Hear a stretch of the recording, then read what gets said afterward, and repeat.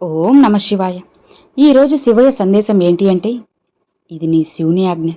నీ చుట్టూ నీకే తెలియని ఒక శక్తి తిరుగుతుంది. ఈ క్షణమే విని తెలుసుకొని దాన్ని తరిమికొట్టు. లేదంటే నువ్వు ఎంతో ఇబ్బంది పడాల్సి వస్తుంది. ఎన్నో అనర్థాలు నీ జీవితంలో జరుగుతాయి. ఇది నీ శివుని ఆజ్ఞ. కాస్త మనసు పెట్టి నీ శివ ఆజ్ఞ విన్నావు అంటే నీ చుట్టూ తిరిగే ఆ శక్తి ఎవరు, ఏంటి అనేది నీకు స్పష్టంగా తెలుస్తుంది. అన్నీ తెలియజేయడానికే కదా ఈరోజు ఈ సందేశాన్ని, ఈ శివ ఆజ్ఞను నీ ముందుకు తెచ్చేశాను. మరి ఆలస్యం చేయకుండా ఆఖరి వరకు వింటావా, అర్థం చేసుకుంటావా? నీ శివయ్య నీకోసం తెచ్చిన సందేశం ఏంటో తెలుసుకొని జాగ్రత్త పడతావు కదా. మరి విను. నీ చుట్టూ నీకే తెలియని ఒక శక్తి తిరుగుతోంది. ఆ శక్తిని వెంటనే తరిమి కొట్టాలి. లేకపోతే అష్ట కష్టాలను నువ్వు అనుభవించాల్సి వస్తుంది. నీ జీవితంలో ప్రమాదం కూడా పొంచి ఉంది. ఖచ్చితంగా నీ శివయ్య ఆశీర్వాదం ఆజ్ఞ నువ్వు తెలుసుకో. ఇకనైనా మేలుకో. నీ శివయ్య ఏం చెప్పాలనుకుంటున్నారో విను. నేను చెప్పేది పూర్తిగా విని అర్థం చేసుకోవాలి. ఇక నువ్వు చేస్తున్న తప్పు ఏంటి, అసలు ఎక్కడ నువ్వు పొరపాటు చేస్తున్నావు అన్న ప్రతి విషయాన్ని నువ్వు తెలుసుకోవాల్సింది.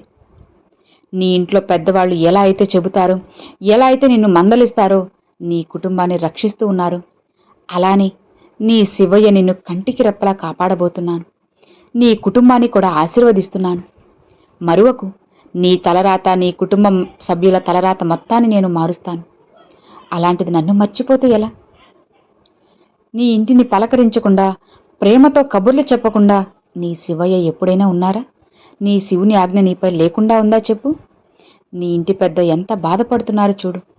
నీ ఇంటి పెద్దను గౌరవించకపోతే ఈరోజు నువ్వు నన్ను నిర్లక్ష్యం చేసినట్లే కదా. అంతే బాధ నీ శివునికి కూడా ఉంటుంది కదా. నన్ను మర్చిపోతే బాధపడుతూనే ఉన్నావు కదా. నీ ఇంటి పెద్దకి కోపం వచ్చినప్పుడు ఒక్కొక్కసారి నువ్వు కాస్త ఏం చేస్తున్నావు, నువ్వేం చెప్పినా వినడం లేదు, నన్ను మర్చిపోయావంటూ ఉంటారు. అవునా? ఇలా చేసావు, అలా చేసావని తిడుతూ ఉంటారు.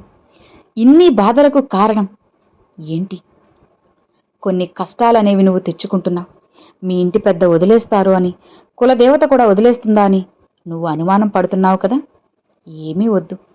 నీ కులదేవత అలానే నీ శివయ్య ఆశీర్వాదం ఎప్పుడూ నీకు పుష్కలంగా ఉంటుంది. కొద్ది రోజులుగా నువ్వు దారిలో పడతావు, అన్నీ తెలుసుకుంటావు. నీ బాధలు చూడలేక నీ ఇంటి పెద్దకి కనికరం వస్తుంది.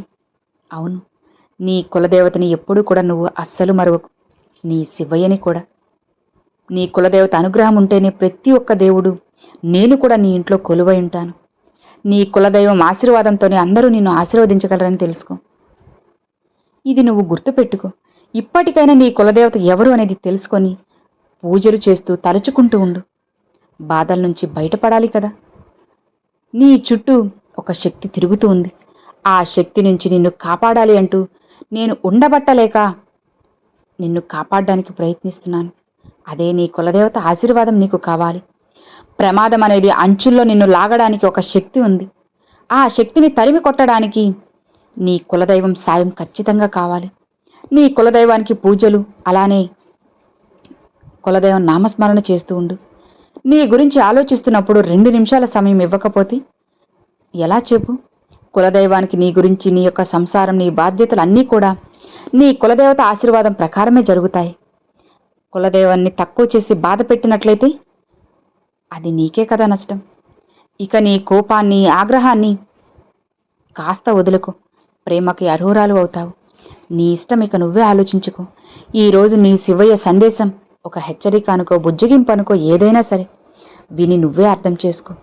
అప్పుడే కులదైవం నీకు సహాయపడతారు. సాక్షాత్తు కులదేవత వచ్చి నీతో మాట్లాడుతుంది అనుకో. 2 నిమిషాలు ఏం చెప్పబోతున్నానో విను. గుండె జల్లుమంటుంది. ఈ సందేశం అలాంటిది. కొన్ని సూచనలు నీకు ఇవ్వబోతున్నాను. నువ్వు ఏం చెప్పబోతున్నావో, ఎలాంటి ఏ విషయం చెప్పబోతున్నావో, ఇక్కడ నీ మీద కోపం అనేది ఎందుకు వస్తుందో అన్నీ చెబుతాను, వింటావా? అయితే శ్రద్ధగా విను. నీ జీవితంలో మళ్ళీ కూడా ఎలాంటి తప్పుల జోలికి నువ్వు అస్సలు వెళ్ళకూడదు. ఒక కోరిక కోరి కష్టాలు తెచ్చుకున్నా. అందుకే ఈరోజు నిన్ను రక్షించడానికే వచ్చాను. ఈరోజు నీ శివయ్య చెప్పే మాటలు నువ్వు ఎప్పుడైతే విని ఆచరిస్తావో, ఇక అక్కడ నీ కులదేవత స్వరూపం నీ మీద పుష్కలంగా ఉంటుంది. మధ్యలో వదిలేసావంటే మాత్రం పట్టించుకోకుండా వెళ్ళావంటే నువ్వు కష్టాలు పాలవుతావు. జాగ్రత్త. ఈ సందేశాన్ని వదిలేయడం కాదు, బదులుగా నీ జీవితంలో వచ్చే రాజయోగాన్ని నీ చేతులారా నువ్వే వదులుకుంటున్నావు. కాబట్టి సంవత్సరాలుగా నువ్వు కోల్పోతున్న కోరికలు, ఏడుస్తున్న బాధలు నా కళ్ళల్లోకి చూసి ఇప్పుడు నువ్వు గుర్తించావు కదా, వాటన్నిటినీ సరిచేస్తాను. నీ జీవితంలో మార్పు తెస్తాను. సరేనా? కాలాన్ని మాత్రం అస్సలు వృధా చేయకు. నీ చెడు కాలాన్ని నేను ఈరోజు నీ నుంచి దూరం చేస్తాను. నేనే కాదు, నాకు తోడుగా నీ కులదైవం కూడా తోడయి ఇద్దరం కలిసి దూరం చేస్తాం. ఇది నువ్వు వినలేదంటే ఏ అనర్థం జరిగినా దానికి నువ్వు భాగ్యురాలివి కాదు. అందుకే హెచ్చరిస్తున్నాను, నువ్వు సాధారణంగా సంయోగం కాదు. ఈ గొంతు నీ చెవుల వరకు చేరడం, 1,00,000 మందిలో నీకు చేరడం అంటే అది నీ శివుని అనుగ్రహమే. తెలుసు కదా, శివ ఆజ్ఞ లేనిదే ఈ లోకంలో ఏదీ జరగదు, చీమైనా కుట్టదు అని. అందుకే ఇది నువ్వు వింటున్నావు.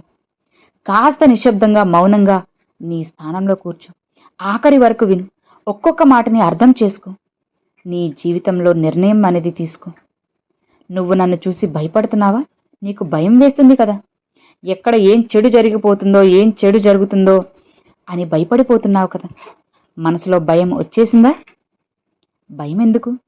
ఈ శివయ్య నీ కులదైవం నీకు తోడుగా ఉన్నాను. ఎప్పుడూ కూడా అసత్యాన్ని అస్సలు పలకకూడదు. సత్యంగానే ఉండు. ఈరోజు నువ్వు నాతో చెప్పుకుంటున్నావు కదా, శివయ్య అంటూ నా ముందు మోకరిల్లుతున్నావు కదా, నీ కన్నీటితో అభిషేకం చేస్తున్నావు కదా. అందుకే నీ బాధలకి సమాధానం ఇవ్వడానికి వచ్చాను, పరిష్కారం చెప్పడానికి వచ్చాను. నీ దగ్గర సమయం అనేది లేదమ్మా. నేను వచ్చిన సమయంలో నీకు ఆ సమయం లేకుండా పోయింది. నీ దగ్గర ప్రపంచంలో అనవసరమైన విషయాల కోసం సమయం ఉంటుంది, ఇతరుల గురించి మాట్లాడుకోవడం కోసం ఉంటుంది. కానీ నీ గురించి ఆలోచించడానికి, నీ కుటుంబం గురించి ఆలోచించడానికి సమయం లేదు. నీ కులదేవత కోసం నీ దగ్గర 2 నిమిషాలు లేదా? నీ భక్తి అధికారం అని గుర్తుపెట్టుకు. ఏ భక్తుడు అవకాశాన్ని గుర్తిస్తాడో కాలం అతన్ని ధూళిలో కలిపేస్తుంది. శత్రువు లాంటి దశలో ఉన్నాయమ్మా. స్వయంగా నీ కులదేవత నీ భాగ్యాన్ని సిద్ధం చేస్తుంది. నీ ఇంట్లో ఉన్న దరిద్రాన్ని మొత్తం, పేరుకుపోయిన ఆ రోగాలన్నిటినీ కూడా తుడిచేసి, నీ మనసులో ఉన్న నెగిటివ్ శక్తిని మొత్తం కూడా బయట పంపించేసి, విషాదం అన్నిటినీ కర్పూరంలా కాల్చడానికి ఈరోజు నేను వచ్చేశాను. ఈ శక్తి అన్నిటినీ చల్లార్చడానికి వచ్చాను. ఇది సాధ్యమవుతుందా అంటే ఖచ్చితంగా సాధ్యమే. ఈ సృష్టిలో సాధ్యం కానిదంటూ ఈ శివయ్యకి ఏదీ లేదు అని తెలుసుకో. నువ్వు ఒక్కసారి నా మాటలు నమ్మి నీ కులదైవాన్ని పాటించి పూజించావంటే నీ జీవితంలో ఉన్న సమస్యలు, కష్టాలు అన్నీ తొలగిపోతాయి. అలానే పూర్తిగా నువ్వు ఏదైతే ఇప్పుడు ఇబ్బందుల్లో పడుతూ ఉన్నావో అవన్నీ కూడా నీ నుంచి శాశ్వతంగా దూరం అయిపోతాయి. నీ చుట్టూ తిరుగుతున్న ఆ చెడు శక్తి కూడా శాశ్వతం అయిపోతుంది. కొన్ని చెడు కళ్ళు అనేటివి నీపైన, నీ ఇంటిపైన పడ్డాయి. వాటిని తొలగించాలంటే నీ శివయ్య అలానే నీ కులదైవం ఇద్దరూ పోరాడగలిగితేనే అది సాధ్యమవుతుంది. కొంతమంది దృష్టి, చెడు కన్ను అనేది నీపై పడింది కాబట్టి ఇప్పుడు నువ్వు ఇంతలా ఇబ్బంది పడుతున్నావు. నీ శివయ్య ఏం చెప్తున్నారు ఇప్పటికైనా నీకు అంతు చిక్కుతుందా? ఏంటి అనేది, ఎందుకు చెప్తున్నారు అనేది అర్థమైందా? ఇది ఆఖరి వరకు విన్నావు కదా. ఇక నీకంటూ ఒక ఆలోచన తీసుకో. ఒక్క మాటలో చెబుతున్నాను, ఈ క్షణం నుంచి నువ్వు నీ కులదైవాన్ని ఖచ్చితంగా స్మరించుకో. నీకున్న 24 గంటల సమయంలో కనీసం 2 నిమిషాలు కానీ 5 నిమిషాలు కానీ నీ కోసంగా, నీ కుటుంబం కోసంగా నీ కులదేవతని పూజించలేకపోతున్నావో చెప్పు. నువ్వే ఆలోచించు.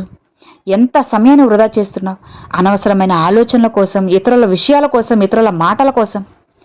నీ జీవితాన్ని ఎందుకు పణంగా పెడుతున్నావు? నీ జీవితాన్ని ఎందుకు నాశనం చేస్తున్నావు చెప్పు. గుర్తుపెట్టుకో, కష్టపడాల్సిన సమయంలో కష్టపడకుండా కూర్చుంటాను అంటే ఇంకొక స్టేజ్కి నువ్వు కష్టపడలేని సమయంలో ఇబ్బందులు పడాల్సి వస్తుంది.